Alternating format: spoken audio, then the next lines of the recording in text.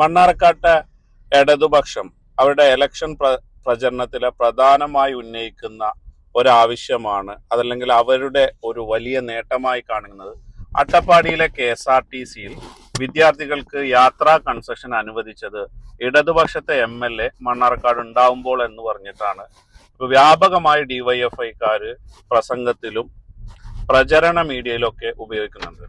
യഥാർത്ഥത്തിൽ അതൊരു തെറ്റായ കാര്യമാണ്. മണ്ണാർക്കാട്ടെ വിദ്യാർത്ഥികളും പ്രൈവറ്റ് ബസ്സുകാരും നിരന്തരം സംഘർഷം ഉണ്ടാകുന്ന ഒരു സാഹചര്യമുണ്ടായി. ആ സാഹചര്യത്തിന്റെ അടിസ്ഥാനത്തിൽ മണ്ണാർക്കാട്ടെ ബസ് ഓണേഴ്സും അന്നത്തെ മണ്ണാർക്കാട് മണ്ഡലം MSFന്റെ കമ്മിറ്റിയും ഒരു ചർച്ച ഇരുന്നു. അതിൽ മണ്ണാർക്കാട് MES കോളേജിലെ അന്നത്തെ യൂണിയൻ ഭാരവാഹികളായിരുന്ന അലനല്ലൂരിലുള്ള അബ്ദുള്ള നാലകത്തും ചിറക്കൽപ്പടിയിലുള്ള ഷിഹാബുമൊക്കെ ആ മീറ്റിംഗിൽ ഉണ്ടായിരുന്നു. നിരന്തരമായ ചർച്ച നടത്തിയതിന്റെ അടിസ്ഥാനത്തിൽ സ്വകാര്യ ബസ്സിലെ ഓണേഴ്സിന് വിദ്യാർത്ഥികൾ കൂടുതൽ കയറുന്നത് വലിയ സാമ്പത്തിക നഷ്ടവും പ്രയാസവും ഉണ്ടാക്കുന്നുണ്ടെന്നൊക്കെ പറഞ്ഞ് അവരുടെ പ്രയാസവും വിദ്യാർത്ഥി നേതാക്കന്മാരോട് സംവാദിക്കുന്ന ഒരു സാഹചര്യം ഉണ്ടായി. ഇതിന്റെ അടിസ്ഥാനത്തിൽ മണ്ണാർക്കാട്ടെ MSFന്റെ മണ്ഡലം കമ്മിറ്റി ബഹുമാനപ്പെട്ട കേരള ഹൈക്കോടതിയിൽ ഒരു റിട്ട് പെറ്റീഷൻ ഫയൽ ചെയ്തു.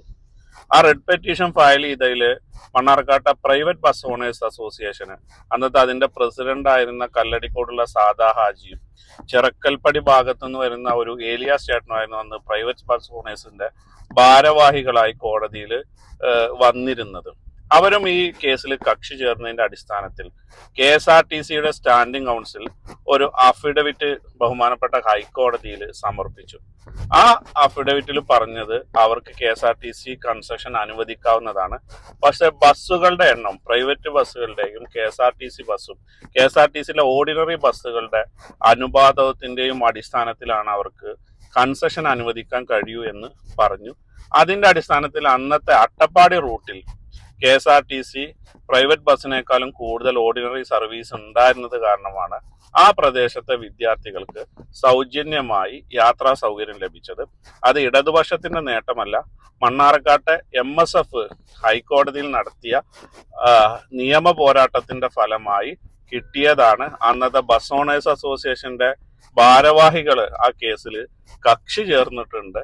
അതല്ലാതെ സാധാരണ ജനങ്ങളെ വിഡ്ഢിയാക്കുന്ന ഇത്തരം പ്രചരണ പ്രവർത്തനങ്ങളിൽ നിന്ന്, തെറ്റായ പ്രചരണ പ്രവർത്തനങ്ങൾ LDF പിന്മാറണമെന്ന് ഒരു അഭിപ്രായം കൂടി നിങ്ങളുമായി പങ്കുവെക്കുകയാണ്.